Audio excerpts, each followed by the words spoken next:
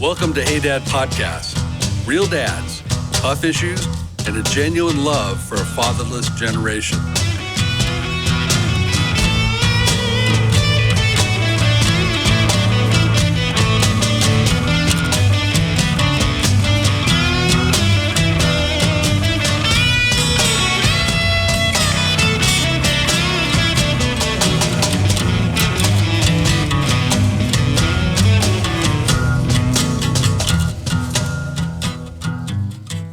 Welcome, everyone, back to Hey Dad Podcast. Thank you for joining us.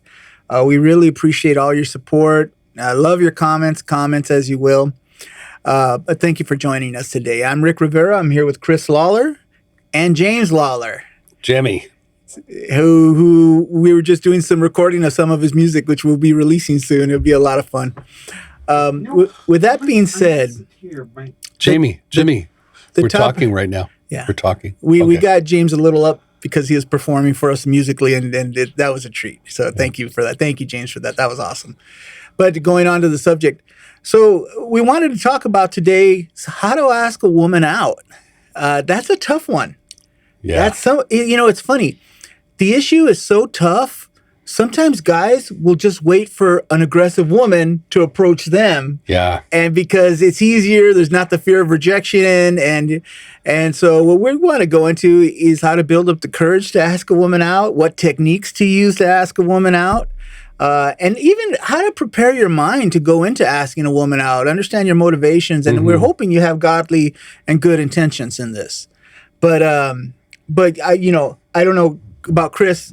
I'm not an expert in this. I kind of fumbled my way through this a lot, but I've learned from what not to do, and I have a few success stories where I could share. Well, that's the first truth to reveal right now is that most men really kind of fumble this. Yeah. The idea that there's some guys out there that are so slick-tongued they can go to any woman and do exactly the right thing, that's a myth.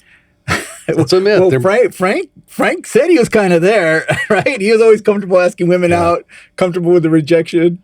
Yeah. But it's a complex question because what are you really asking for? Wow. Yeah. When you're asking a woman out, what's in your mind? I mean, in the purest sense of the word, I always tell people at this advanced age that I'm at, I tell this younger generation that is swimming in their hormones, that you want to make friends more than you want to make romantic connections. Make friends first.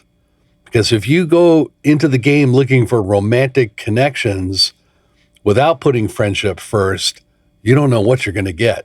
And you may get something, but you may not like what you get. But let me ask you this. Sometimes a lot of guys will take the friend approach, and they get what they call friend zoned, where the woman will only see the guy as a friend. Yeah, they only see him in that context. And sometimes I wonder, though, do women want that confidence of just a straight out asking out? And is the friend approach sometimes maybe not the best approach? Or does it not matter? Is she going to friend zone you no matter what you do if you're that guy? It kind of depends on what you really see behind that statement. What I'm really talking about is getting to know. You want to introduce yourself for the purpose of getting to know somebody, who they are, before you take the next step. That's a nice way to say it. Yeah. That sounds nice. Yeah. And the logic behind that should be obvious. I hope it's obvious. Is that if you know who they are, see, here's the thing. Once you take a step over the line into a romantic connection, there are things that come online, power sources that get engaged that will sweep you along so fast that things can happen that you really, if you had a chance to think about it, wouldn't do. Right. And that's how you end up in troubling relationships. It's a good point. I know this about women. They see things differently. Now, this isn't 100% true. Nothing is. But I think a lot of times, like, if a woman agrees to go out and have coffee with you, you're thinking, maybe does she like me? I'm going to figure this out. And you're all excited about that. But her mind is, what kind of father would you be? Yeah. How would you be able to provide for me? How are you going to raise my children? They are so way ahead of us on this subject. Right. It means a lot more to them than where we're and our fragile minds are at. But what you're saying makes a lot of sense. We need to be in that zone too. because sometimes a pretty smile will step into something we don't want to be in. Yeah. But it's ticklish because, guys kind of look that way too, to some extent. They, sometimes they'll look beyond and think of everything that it's going to be. Of how much money is this girl going to cost me? How much involvement is she going to be? That's why when you get to know people on a casual friendship type basis, you at least get a fighting chance to know a few things about somebody before you kick to the next gear. But I will tell you a story. When I was young, back when, dinosaurs ruled the earth, single, and I was kind of caught in this paralysis of not knowing how to ask a girl out. This paralysis is a unique thing that happens to Christian men. Yeah. Because you're kind of beat down from the womanizer paradigm, beat away from that, but you're not really shown any other alternatives. So you're kind of left in this no man's zone where I really don't know how to be with a woman. I don't want to offend. I don't want to do something that's going to be wrong. So you just do nothing. Yeah. And you depend upon, well, sooner or later, somebody will come along and, we'll have this chance meeting and see each other across a crowded room, that kind of thing. So I was deep in that zone, paralyzed. And it was lunchtime. I was in uptown Whittier, a little downtown Whittier, where I live, and there's a pizza place there. And I went up, and there was a girl standing right next to me when I came up to order pizza. She had just ordered, and she was waiting to get her piece of pizza. So I ordered it, and just to prove myself that it could be done, I turned to her and says, "My name is Chris. Do you want to have lunch with me?" Yeah, just out of nowhere. And believe me, I was feeling like I was plugged into 110 volts of electricity. Yeah. The adrenaline was just surging in me for the audacity of even asking a simple question like that. And maybe that makes me a total geek and a loser. It probably does. But this is where I was at. I had to show myself that I could actually do this. And she said, "Yeah, okay." And she said, "Yes." Oh, man. All right. So that unleashed the next level of terror. We got our pizza. We sat down at a table and we ate together and just made small talk. Like, well, yeah, I work in this place. What are you doing? Even that little bit of a conversation gave me a couple of glimpses past the border. Kind of like you open the gate and you kind of see inside this woman and see a few things. Not a lot, just a few things. And as it turned out, when the lunch was over, I got up, never saw her again. Oh, wow. Just let her go. Because the experiment was accomplished. Then I proved myself that it could actually be done. Well, how old were you when this happened?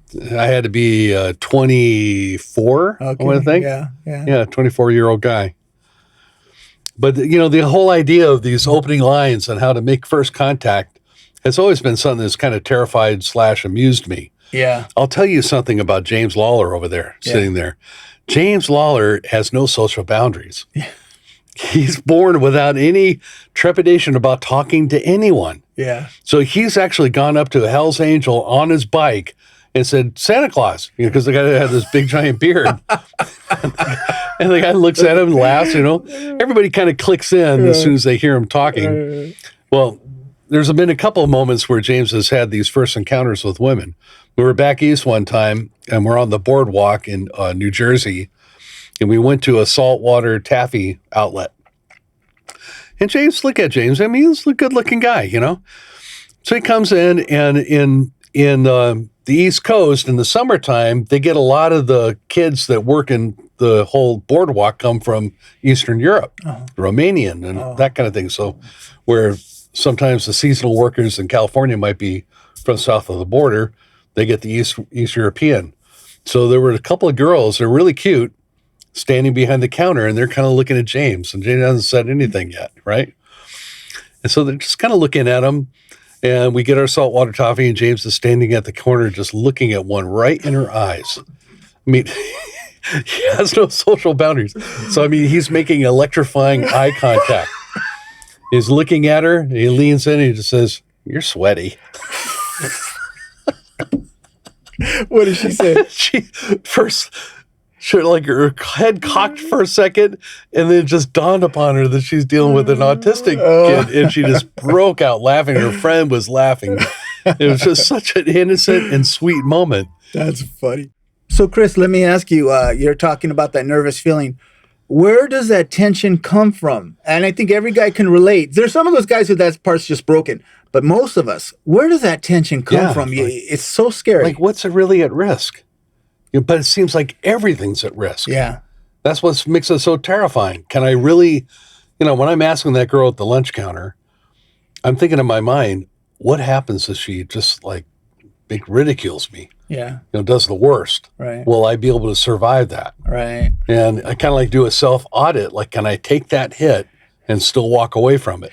But you can. But you're still terrified. Yeah, of course you can. That's the thing that's so ridiculous. Is we're old guys. Yeah. Might be talking to young guys, right? At the very beginning, maybe they're just late teenagers and they haven't made any moves like this at all. And it's terrifying to them. Yeah. In fact, I'll tell you right now, one of the things I regret the most is not talking to this girl that I had a crush on in high school for 4 years. 4 years I watched this girl. In fact, I would walk around the campus just to pass by her, and then I'd walk around again and come back around, pass by her. And she never knew I was alive. Yeah. Never. Yeah. And I never came up with whatever it was necessary to come up with to actually go and just talk with her. I was the biggest chicken. I was too nervous. A lot of guys deal with this. You then end up with the more aggressive women who don't mind being the pursuer. Right. But I don't know. I mean, and there's nothing wrong with women who know what they want and they come. Yeah. But what I'm saying is there's opportunities you have, But Right. it kind of steps back to a philosophical thought. Do you think God has that perfect woman for you, and you're just waiting on God to reveal that? Yeah. But it seems like a lot of people hide behind that. Right. Or did God give us an attraction for women, and when we find the right one, go for it? Knowing what I know now, I can only give you the benefit of my experience, and I can't say that this is gospel and applies to everybody. But I've come to believe it's not so much about who that person is you choose. It's more about who you're going to be to whoever that person is that's going to mark success or not. It's more about yourself. Right. Am I going to be a person that can build a life that can endure, that can take whatever comes along with this package? That's what you really should be paying attention to. Because if you think this girl is going to answer all the questions, she's going to fill all the voids within my life, that's when you set yourself up to be really bitterly disappointed. It's a really good point. I heard this saying, and I almost don't want to say it because I know there's a lot of shy guys out there, and I don't want them to hide behind this. But they said, you think when you get the girlfriend, all your problems are going to be solved. Yeah. You're kind of adding more problems onto yourself, Right. I'm not saying don't go for it. You have a God-given desire for women, and it's a good thing, and it's a pure thing. And it could be perverted in a lot of ways, but it's actually a good thing. Well, you want an experience like that, buy an English sports car and see what that's like. They're kind of fun to take out once in a while, but then all the needs and the breakdowns happen, and the constant money flow, and always some kind of weird noise going on somewhere. Yeah, but going into it with noble intentions, I think that's good right off the bat, rather than just, let me see what she's about. And, because like we said earlier, women do see things very different than us. Yeah. And so how do you factor this culture now where it's swipe left, swipe right? And you can do all your shopping online and never have that first time encounter. I think there's two ways about it. One is I think the internet's a great tool. What I like about it, and I've had friends who met their wives on the internet, they go to a Christian dating site. What I like about it is all their cards are on the table. So the woman will say, hey, I have a son. I'm looking for a good Christian man. I want to settle down. Or another woman will say, I don't want to have children. I want to find a good man.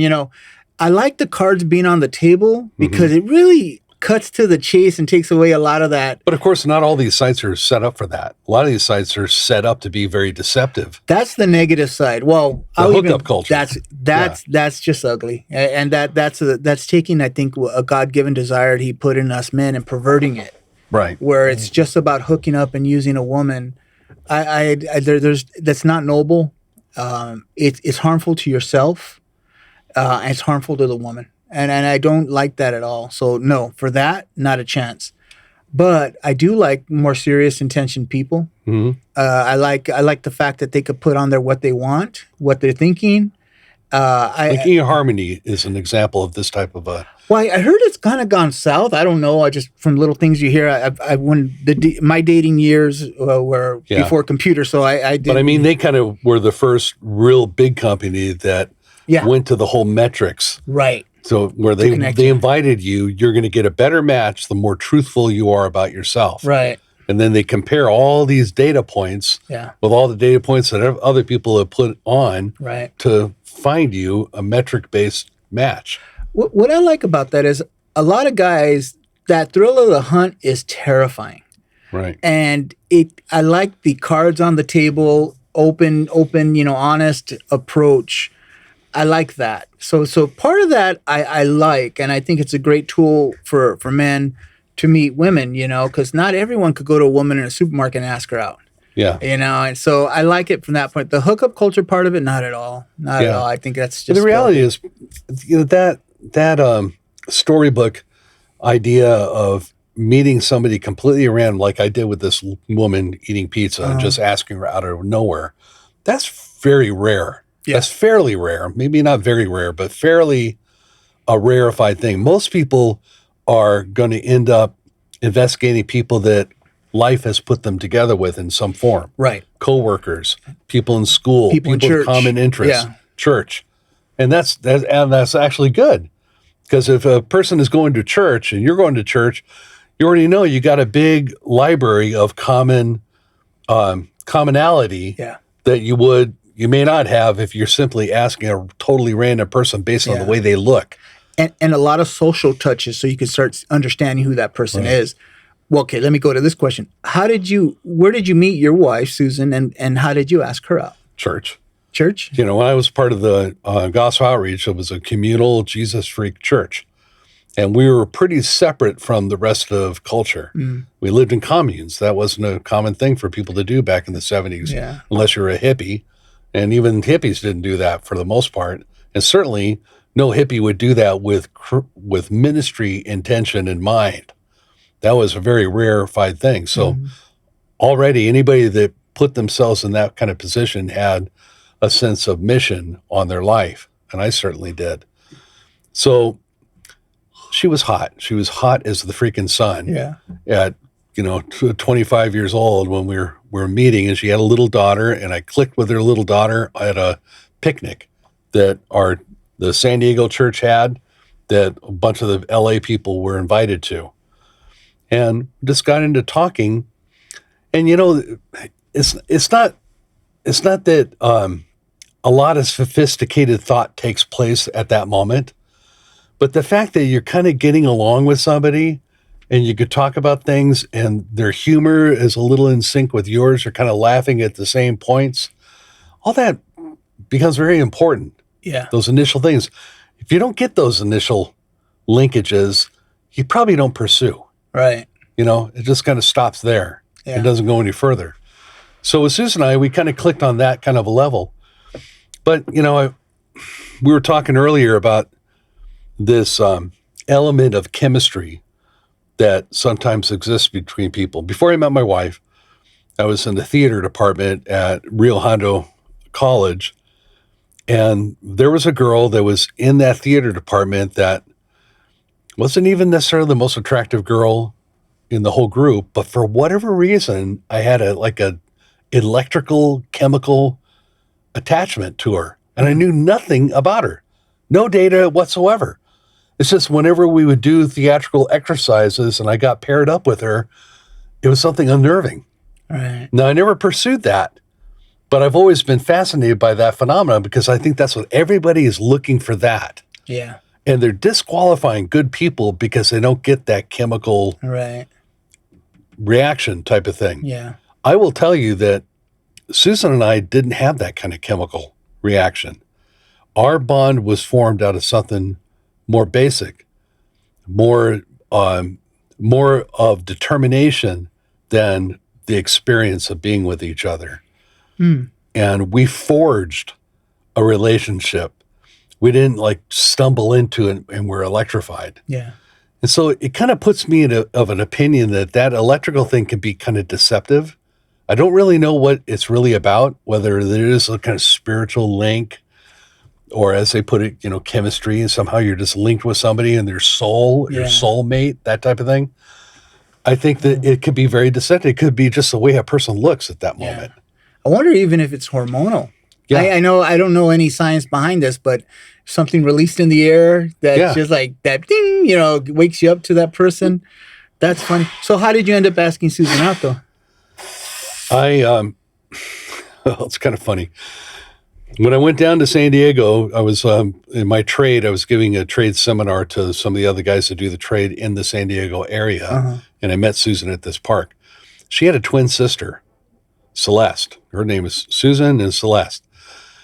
After I met her at the park and I went back up to L.A., I wasn't sure which one I was actually talking to. I was going to say, hey, brother, be real careful with this, please. You may answer for this later on.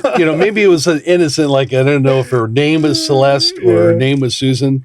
I think I knew who it was, what the difference between the two, but I wasn't sure. So anyway, I told her that I would ask her out the next time I came down. So I came down again for another business seminar, but I never asked her out. I never took her out. And she was like, chickened out? Yeah, she was, here, I'm a virgin in so many different ways. Having no real experience having a girlfriend or even dealing with women, where a lot of guys have logged a lot of hours in that position all through high school and so forth. That wasn't me. So I really didn't know what I was doing, or what I wasn't doing, even more to the point. So I just kind of fumbled it. I thought, well, I don't know. It's not coming natural to me, so I just will do nothing. Oh, I was nervous, but she called me on it. She was like, "What are you doing?" You're supposed to bring me out. And it wasn't like she was pushing or anything, but it was an obvious question, and she asked the obvious question, and it put me in a position. Well, I intended to do that. I just I didn't really, just kind of fumbled around. I dorkified myself, But in the end, I ended up going back, and I had a great breakfast with her and found out she was still in love with her first husband, and she was moving to Boston that week. And she was going to be out of my life, and she was, very complicated. Yeah. I wrote about this very extensively and put it on my Facebook page, how I met my wife, because it's an interesting tale, I think, to me. But that initial contact point, for me, came out of our joint experience with gospel outreach. And that's kind of where most come from. It's very rare, I think, that a man and woman meet each other out of nowhere. Right. Completely out of context. When you first told her, I'm going to ask you out, come back and take you out, were you nervous at that time, or were you just clicking so well it felt natural? Well, I was a little bit nervous, but a lot of my nervousness got put to the side because she explained her backstory. Oh, right. And her backstory was she still had hope that she was going to get together with her estranged husband. Oh, right. And her husband had already left her. He was off on going to other places and had no interest in picking up the relationship. Right. But here my wife was hoping that restoration could take place. Good for her. Okay, so this leads to a really interesting question. You asked a woman out who had a child already. Yeah. Where was your mind with all of that? Yeah. It's not like I'm going to say I wish I would have thought that through. Yeah. I did think it through. And you know what happened to me, Rick?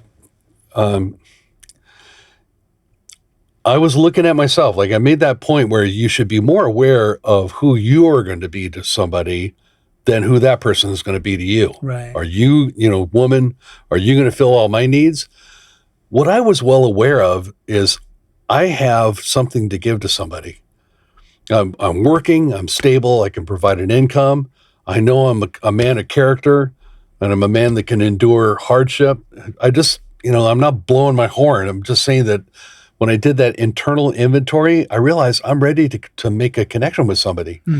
The whole idea of making a connection with a woman was completely foreign to me because I never had a girlfriend in high school, never had a girlfriend through my early college years, never had a girlfriend in my ministry years, nothing. that makes me a freak of nature just by itself. But you had sisters. Didn't I that did kind have of give you sisters. a little glimpse into the world Yeah. of how women think? Yep. And they kind of prepared you a little They bit? did, and they threw a lot of their friends in my way Right. to see, throwing a lot of spaghetti on the wall to see what would stick. None of it stuck. But thank you, James. Jimmy. But no hesitation on the fact that she had a child. No. I thought when I encountered, I mean, Jessica was just as cute as a button, this Yeah. little tiny blonde hair girl. And in fact, I made a connection with her before I made a connection with Susan. All right. She came and I was playing, and I had this little napkin from the picnic, and it was on a ball, and I tossed it on her head. It would bounce off her head, and she thought that was the funniest thing in the world. Yeah. So I did that for a while, and I think Susan observed that connection I had Right. with Jessica. And That's that may have been interesting. something that went in my favor in her mind. But it didn't intimidate me. Right. I didn't really think it through. What I was aware of is I was aware that I'm able to bear this load. Right. I can bear the load. Right. So I'm not intimidated by it. I bet you anything, we were talking about how women are so far ahead of us. I bet you Susan saw that. Yeah, like you were saying. They're looking for a man who can be a father to them, to their children, and to be a provider for the Right. household. And I'd raised my daughter to understand that, not just instinctively, but to think it through. There's nothing wrong with a woman who wants a man who can take care of her and her children. Right. Because when she starts having children, she's going to be very vulnerable, and she's going to be that tether of love to the children. How wise is that? Yeah, A woman, you have to have that in your mind right? when you're looking at men. Otherwise, you get yourself trapped, but not just you. It's your children will be trapped Right. by a thing that just falls to pieces and causes Right. so much destruction. I think James Dobson said, and it has always stuck with me, is that for a woman's physical affections, ask nothing less than a lifelong commitment from a man. Yeah. Full price, I call Full it. price. Yeah, I love that. Full price. Yeah. But you came in with that thinking. You came in with a very Christian perspective on this, and that's Right. awesome. I think that's good. But it's a difficult thing. A lot of guys, when I first asked my wife out, I knew I was into her from just first second, right? Mhm. And we were in school together, and when school ended, we had this is not high school. This is X-ray school. And when the class ended, we had a graduation party because we all finished the finals and the big relief and all that. And we went. They had a graduation party at someone's house, and she gave me a ride home at the end of it. And I knew I wanted to ask her out. I wanted to ask her out from the first second I met her, but I was afraid to because we were in the same classes. Yeah. And to get rejected and have to sit next to that person who rejected you, too much for me. And Yeah. so I focused on school and That'd be intense. yeah, but in the graduation party now, okay, go ahead and say no. I won't see you tomorrow. Yeah. No, but when she drove me home, we talked for hours, and it became so easy at that point. I said, let me get your number. Let's go out, and so then that's how it all started. But my wife had a son from her first marriage, and in that situation, the guy is similar to what you're saying. The guy was just gone. I mean, just gone. He had no place there. The man-child ran away from his responsibilities. And at first, it made me a little reluctant, not for the reasons you think. My concern was, if this doesn't work out, how are his feelings going to feel? Yeah. Yeah. Is he going to, here's this guy, father figure coming into his life, and then it breaks up. And that's the only thing that I didn't want to fail him. Yeah. But I honestly, Chris, I knew it from the first time. Yeah. That first night we talked, I knew it. I always tell my wife, my only regret is I didn't take you to Vegas and go elope with you that first night we talked. And that's honestly how I felt. No, but I get that feeling. It's Yeah. like, well, first, the wise thing is having that long conversation you just barely touched on. Yeah. Because rather than having that long time between the sheets, which is a cultural norm today, Yeah. you had this time to actually know one another, Right. even if it's brief. Right. You build on that. You discover what is that, and is there anything I can build further on that? Right. Do not set that aside for the intoxicating beauty of a woman, Yeah. especially for a beautiful woman who's willing Yeah. and wants that. Yeah. Here's the thing about a woman that has her guard down and is willing to give you whatever you want. She's also willing to give any other guy whatever they want. And how Ouch. many guys has she already given whatever they wanted? You have to bear that in mind. That's not an ego thing. It's just that when you have somebody who has made a connection like that and broken it off and made the connection, broken it off, made the connection. Now here you come and you're going to make a connection. You're connecting to something that could be very damaged. Mm-hmm. And not that it's not impossible. It's just something that has to be repaired. You have to factor that in. Right. You have to factor that it's going to be difficult for her to stay put when things get really heavy and hard. You touched on a really good point. Evaluate the person. A lot of people, there's people out there who aren't well-intentioned people. Mm-hmm. And they're users and they're bad people. And a lot of those are some of the best looking ones. And that could really throw you off and that could really compromise, and set you up for a world of pain. Mm-hmm. But, you touch on something that we talked about off camera a bit. How important is confidence? Yeah. When you're asking a woman out? I'll tell you, it's probably the number one thing the woman is attracted to, more than your physical appearance.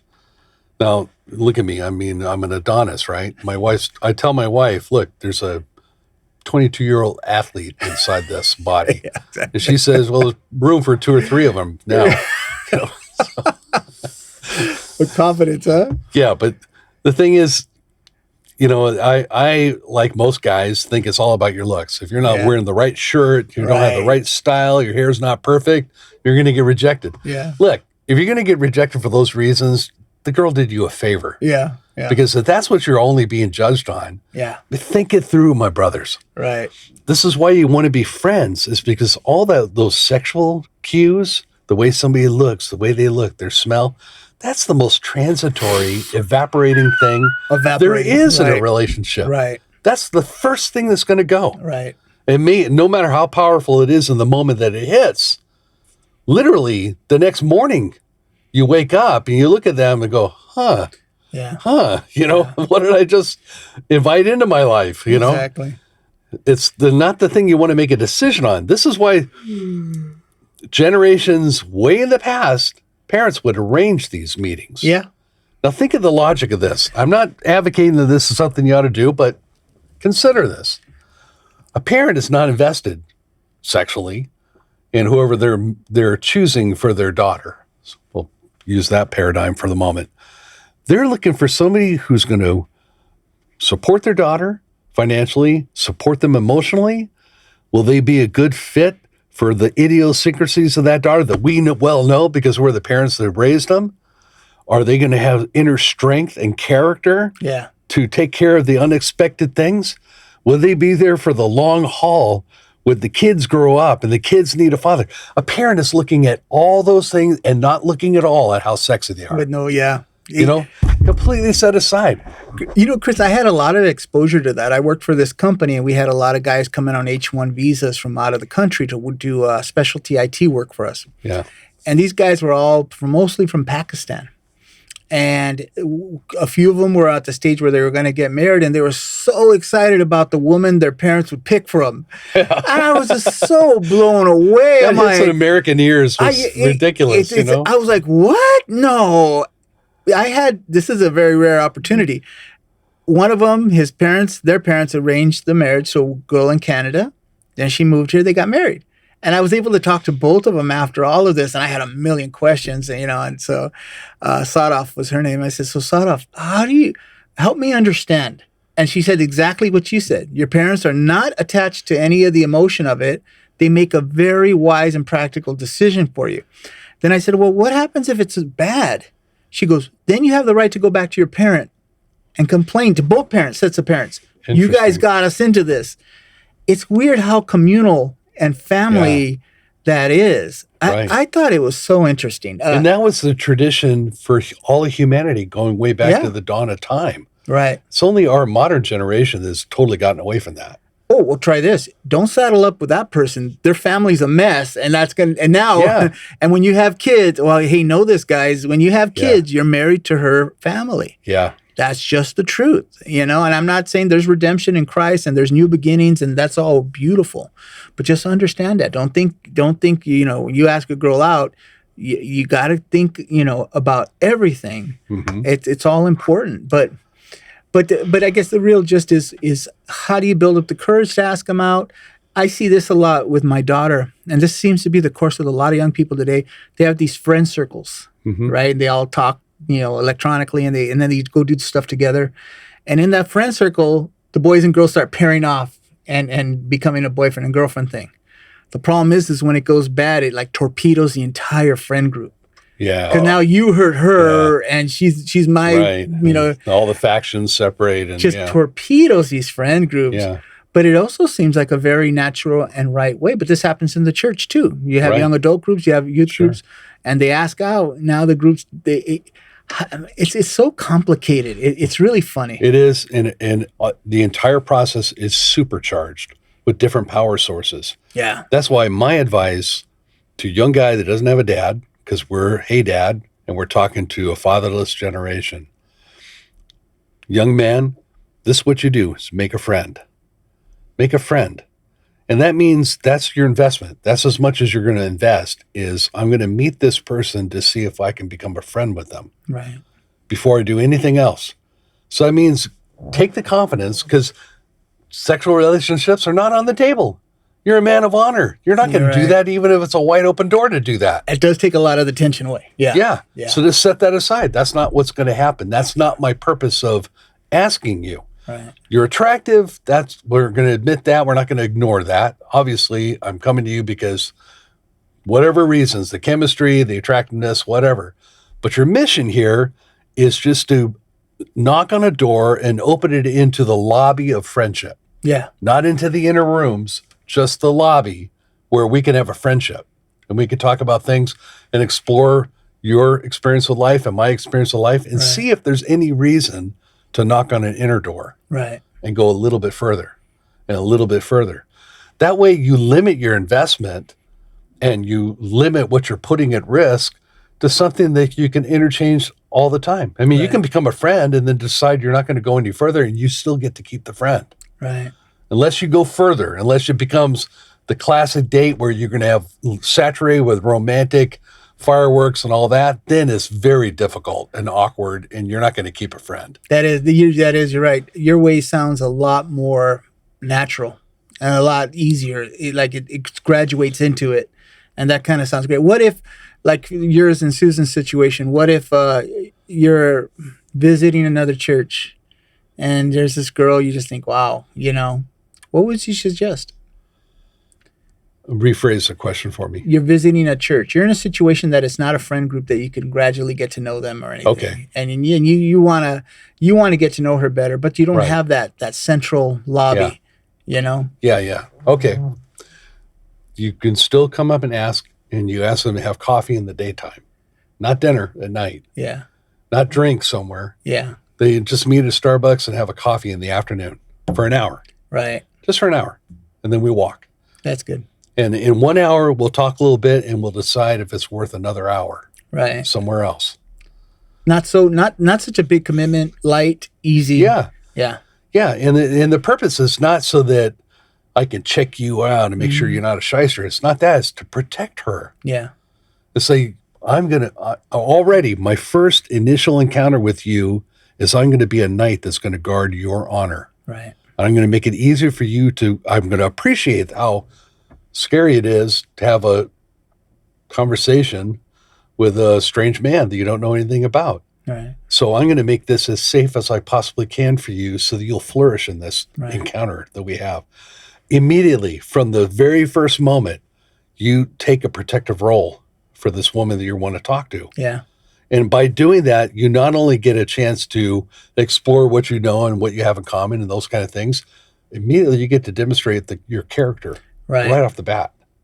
And I think I said this earlier. I really do think women, that's what they're looking for. They want nobility in a man. They want someone who could provide. They want a protector. I see a lot of guys come in and try to pull the oversensitive card, and there's nothing wrong with sensitivity, but it's everything's hung on that sensitive guy thing. But a woman at the same time needs to know I can have someone who can protect me, who will protect our children. That's far ahead. That's how far ahead they're thinking. You're helping them look forward in this approach. Right. You're helping their search. Right. Now, I mean, I'm an old dude now, right? And obviously there are beautiful women. There are still beautiful women roaming the earth besides my wife. Mm-hmm. There are. Your wife is beautiful. Everybody's, there's lots of beautiful women. Every time I look at a woman now, what I see is this a person I could build a life with? Yeah, exactly. Isn't that strange? It isn't just what a body, what a shape. It's like, are they a person that you could build a foundation and have a whole life with? Yeah. Because now I'm trained to think that way. You know, even this, you'll see, like at our age, getting older, you'll see a beautiful woman and you'll think, oh man, that's kind of a train wreck. Boy, I'd hate to get saddled up with that because, oh gosh, no. And it's funny, you think things differently because there's high consequences to this, to be honest with you. If we're, you know, coming from a serious perspective about dating, you know, there's a lot and it's difficult. But, you know, it's also nice. I've always raised my boys, don't be ashamed of your feelings for women or your attraction. That's God-given. Yeah. Don't let them get perverted by the values of this world. It's supposed to be that powerful. Yeah. It is so hugely powerful. It will dominate your life. Right. But you have controls for that. Yeah. And you have an engine room. You can get in. You can control your own passion. The reason God made that so powerful is that if we didn't have that strong urge, this human race would have died out centuries ago. It's true. Nobody, believe me, if I would have seen everything that was on deck for me when I got married to my wife, and this is saying nothing against her, it's just there's so much that you can't see. She couldn't see it either. Yeah, exactly. If we would have seen that all ahead of time, no way in hell I would have stepped into that, you know? But you know what's funny is one thing I told my wife, when I went to school, I was broke. I mean, I was broke. I was even so broke, I couldn't afford paper for notes. So I'd had to put an X on a piece of paper, flip it over, and that was my notepad. Really, I was really that broke. Wow. And I had this little beat up Nissan, beat up. And I always trip out because my wife is beautiful. I always trip out. I asked her, I said, why in the world did you go out with me? You know, there's other guys who are more established. Yeah. And she goes, I knew you'd be turned into something. Let's see. She saw the potential, but she did have to trust me. But I guess I showed her that without even knowing I was showing her that, you know? James is adding in sound effects. We got him started because we had him play music earlier. James, it's our fault. But you know, it's funny. I always appreciated that about her, you know, that she was able to do that. But it's a wonderful thing. I wonder though, Chris, just in our talking right now, I'm wondering, are we even missing the mark because of social media and the way kids connect today? They may like, oh, I like her. Hey, Chris, what's her hashtag? And forgive my ignorance. Whatever they do to connect on Twitter or whatever those platforms.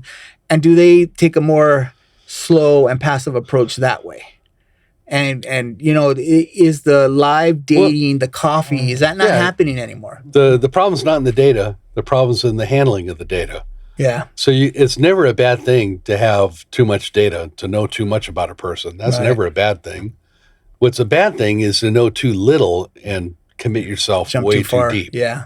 You know, and so you don't want to do that. If you're going to err on one side or the other, err on the side of I'm knowing so much and I'm slow to make a decision. With me, when I got to know my wife, I was in a period of transformation. Mm-hmm. I went from being a guy that basically I kind of assumed I'm never going to be with a woman. I'm going to be like Paul. Wow. Because it had never happened for me. Right. And it wasn't like I didn't want to. I mean, I was going insane with women crazies. I was looking at every woman, you know, it's like it was all over, but it was just out of reach. Yeah. You know, it's like that walleye pike. They can't get to the guppies because of the glass wall in between. Right. I hit my nose so many times, I had concluded they're not available to me. Right. Whether the glass wall was taken out or not, I just left them alone. Yeah. Okay. Mm-hmm. When I met Susan, at the very same time that I met her, a transformation started to take place in me, which I see as the hand of God. He started to make me into a different kind of man, a man that could access all the assets he put in place and be prepared to sacrifice for a woman with somebody. And I remember sitting in my dorm room in the apartment that I share with 5 other guys, and I have 1 bedroom. And I'm thinking here I am, and I have these 4 walls, and there's just me. What's the point? Wow. What is the point, you know? And so I was being prepared. And I remember I took my pastor out and talked to him. I took him out 3 times. We walked through the park, and I gave him every argument in the world why it shouldn't work. Right. And at the end of the day, you know, what he says, look, you leaned in too close to look at the gorilla exhibit in the zoo, and you fell in. That's what's happening now. Now you're in the gorilla exhibit, and you better learn the rules of the jungle because there's only one way out, and that's through it. Yeah. So I had to learn, and I went to brothers that were ahead of me in this race, and I asked for their experience. My pastor was one of them, and a few others. But in the end, there came a moment where I realized I'm never going to be able to dot every mark along the way and guarantee success. Right. All I can do is guarantee a possibility. Right. Okay. But literally anything can happen after that possibility.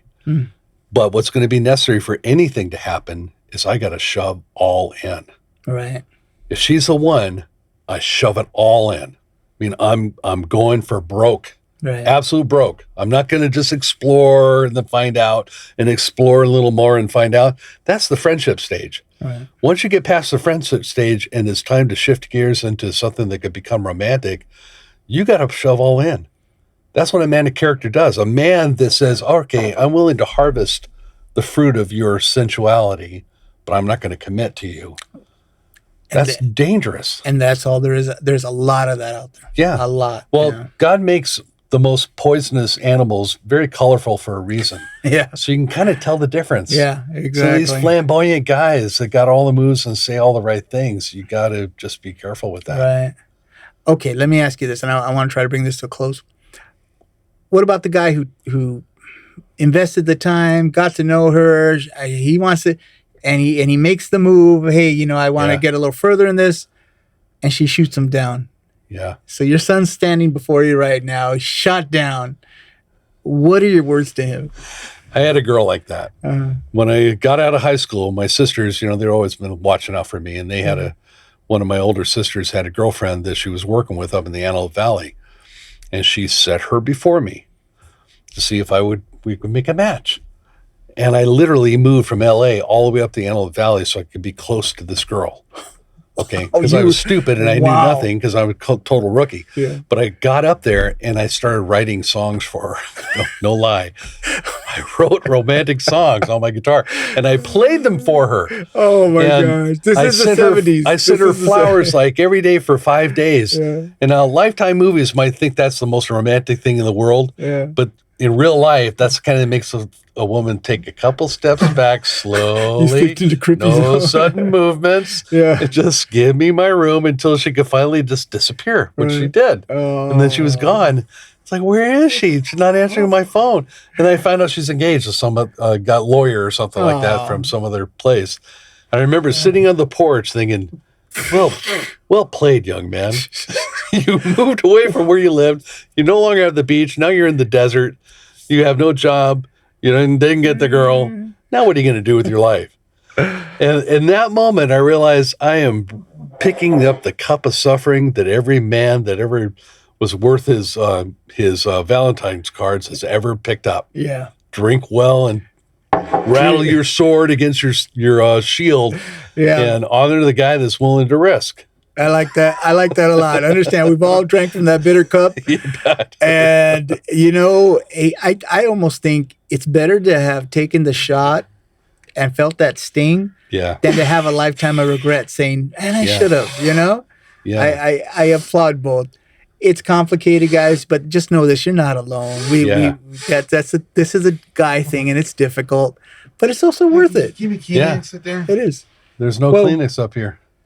With that being said, Chris, let's tie this up and let's call it an episode. Guys, thank you. Let's have Chris close us out in prayer, and I'll end this.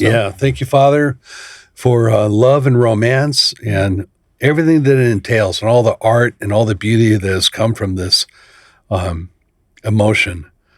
Father, I pray that you would send the right person, the person that could take advantage and draw out the very best quality of every man. Send a woman that will do that for them. And send a woman, every man that will care for, love, nurture, water, and bring forth a lush harvest, not just for himself, but for every passerby that falls within her shadow. Thank you, Father. I thank you for doing that for Rick and for me. Yeah. That you've given us magnificent women that will stand up against any woman that's ever walked this earth. Thank you, Father. Let your blessing fall upon my brothers in the name of Jesus. Jesus. Amen. Amen. Chris, thank you very much. I love the noble approach. You go into this thinking that you're going to protect her. You know, nobility's not lost. We just have to learn how to show it. So think of these women, protect their feelings, watch out for them as well. And just understand this is a God-given feelings, and it's a good thing. And here's to the hunt. To the hunt. All right. Thank you, guys. Take care and have a good week.